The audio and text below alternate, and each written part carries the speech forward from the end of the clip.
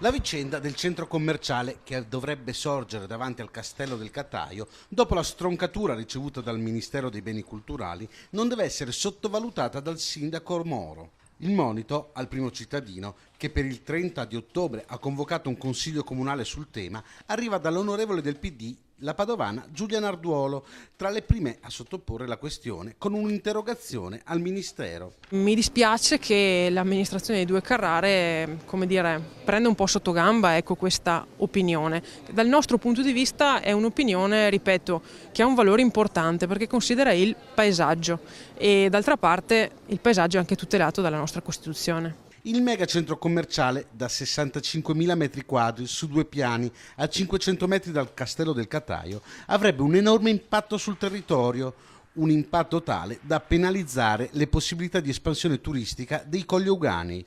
Questo, dice Narduolo, il sindaco non lo deve sottovalutare, senza considerare poi un rischio idrogeologico per la zona già colpita nel febbraio 2014 da allagamenti che hanno segnato profondamente la vicina Battaglia Terme.